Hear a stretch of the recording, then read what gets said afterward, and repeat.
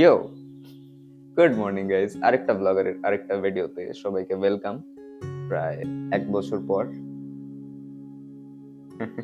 আর honestly এই ভিডিওটা কি নিয়ে হবে সেটা নিয়ে আমি এখনো পুরোপুরি শিওর না, কারণ কিছুদিন আগে আমি কলকাতা গিয়েছিলাম একটা ভিডিও বানানোর জন্য। ওয়েল, আমি না, আমরা। আর প্ল্যান ছিল একরকম, কিন্তু ফিরে এসেছি কমপ্লিটলি ডিফারেন্ট একটা গল্প নিয়ে। আমরা গিয়েছিলাম কারেন্সি বিল্ডিং দেখতে, হিস্ট্রি অফ ইন্ডিয়ান কারেন্সি নিয়ে একটা ব্লগ বানাবো বলে রিসার্চ করেছিলাম, নোটস বানিয়েছিলাম, পুরো ভিডিওটাই ছিল মাথার ভিতরে। কিন্তু জায়গাটায় পৌঁছানোর পর গিয়ে বুঝলাম যে গল্পটা আমি খুঁজতে এসেছি সেই গল্পটা এখানে নেই, বা হয়তো আছে কিন্তু অন্য কোনো রূপে। কারণ কারেন্সি বিল্ডিং এ গিয়ে আমি কারেন্সির থেকে বেশি আর্টই দেখেছি, পেইন্টিং, স্কাল্পচার্স, ইনস্টলেশনস, গ্যালারির পর গ্যালারি। আর তখনই প্রথম মনে হলো আমি হয়তো ভুল ভিডিও বানাতে এসেছি।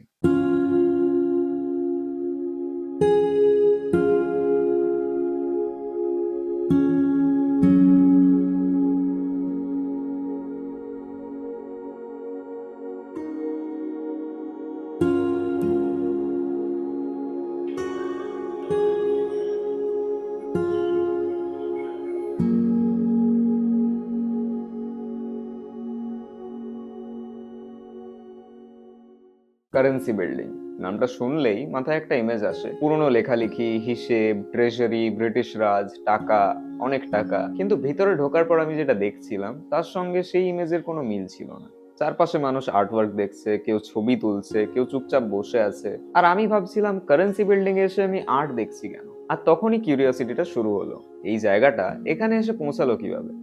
কারণ বিল্ডিংটার হিস্ট্রিটাও কিছু কম ইন্টারেস্টিং না। 1833-তে তৈরি হয়েছিল আগ্রা ব্যাংকের জন্য, পরে ব্রিটিশ অ্যাডমিনিস্ট্রেশনের ফাইন্যান্সিয়াল সিস্টেমসের একটা গুরুত্বপূর্ণ অংশ হয়ে ওঠে। 1868 সালের পর থেকে কারেন্সি ম্যানেজমেন্টের সঙ্গে আরো সরাসরিভাবে যুক্ত হয়। আর 1933 থেকে 1937 পর্যন্ত রিজার্ভ ব্যাংক অফ ইন্ডিয়াও এই বিল্ডিংটাকে ইউজ করেছে। একসময় ব্রিটিশ ইন্ডিয়ার ফাইন্যান্সিয়াল সিস্টেমসের একটা গুরুত্বপূর্ণ অংশ ছিল এই বিল্ডিংটা। মানে একসময় এই বিল্ডিংটার পারপাস খুব ক্লিয়ার ছিল, মানি, অ্যাডমিনিস্ট্রেশন, কন্ট্রোল, পাওয়ার। কিন্তু আজ আজ এখানে পেন্টিংস চলছে, আর্ট এক্সিবিশনস হচ্ছে, মানুষ এসে আর্টওয়ার্ক দেখছে। একটা বিল্ডিং এর জন্য এর চেয়ে বড় আইডেন্টিটি শিফট আর কি হতে পারে।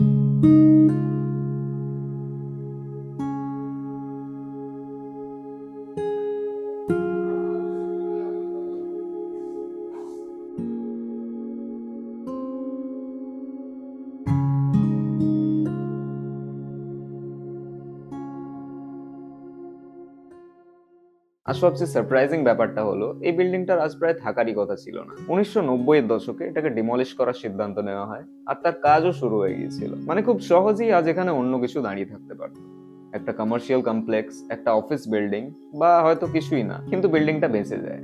কারণ কিছু মানুষ ভেবেছিলেন এর স্টোরি এখনো শেষ হয়ে যায়নি। কলকাতা মিউনিসিপ্যালিটি এবং আরো অনেকের উদ্যোগে জায়গাটা রক্ষা পায়। পরে আর্কিওলজিক্যাল সার্ভে অফ ইন্ডিয়া রেস্টোরেশনের কাজ করে, আর 2020 সালে বিল্ডিংটা নতুন একটা জীবন পায়, আর্ট গ্যালারি হিসেবে, মিউজিয়াম হিসেবে, পাবলিক স্পেস হিসেবে। আমরা যখন গিয়েছিলাম তখন ওখানে বিবর্তন বলে একটা এক্সিবিশন চলছিল। আর এত সব ব্যাকস্টোরির জন্য আমার বিবর্তন এক্সিবিশনটা আরো বেশি ইন্টারেস্টিং লাগছিল। বিবর্তন শব্দটার মানেই হলো পরিবর্তন, রূপান্তর, এভলিউশন।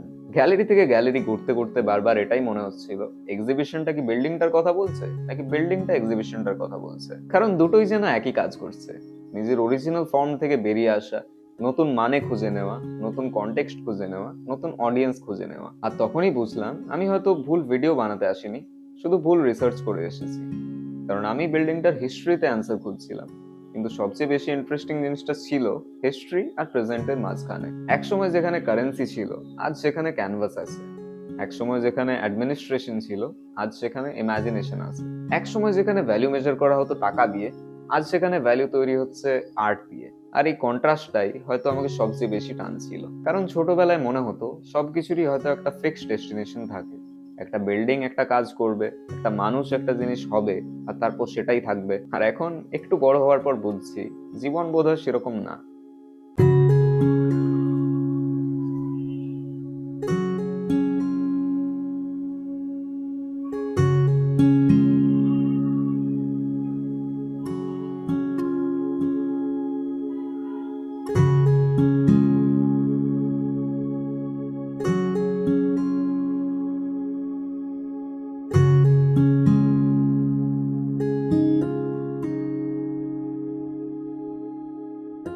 আমরা অনেক সময় প্রথম ভার্সনটাকেই আসল ভার্সন বলে ধরে নিই, কিন্তু হিস্ট্রি বারবার অন্য কথা বলে। এই বিল্ডিংটা বলে, এই এক্সিবিশনটা বলে, আর হয়তো সেই কারণেই জায়গাটা এখনো আমার মাথার থেকে বেরোচ্ছে না।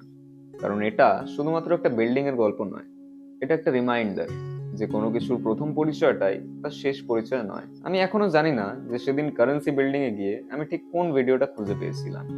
History of Indian currency? Probably not. একটা আর্ট এক্সিবিশন? পুরোপুরি সেটাও না। কিন্তু একটা জিনিস বারবার মাথায় আসছে, এই বিল্ডিংটা প্রথমে একটা ব্যাংক ছিল, তারপর কারেন্সি অফিস, তারপর আরবিআই, তারপর প্রায় ধ্বংস হয়ে যাচ্ছিল। আর আজ, আজ এখানে মানুষ আর্ট দেখতে আসে। একটাই বিল্ডিং, এতগুলো জীবন, এতগুলো পরিচয়। আর এইসব ভাবলেই মনে হয় হয়তো কোনো কিছুরই প্রথম ভার্সনটাই সবচেয়ে ইন্টারেস্টিং ভার্সন হয় না, হয়তো দ্বিতীয়টাও হয় না, তৃতীয়টা কি জানি। Time will tell. Till then, চার পাঁচটা তো ব্লগার্স এর মাঝে আরেকটা blogger signing off. Bye bye, high five.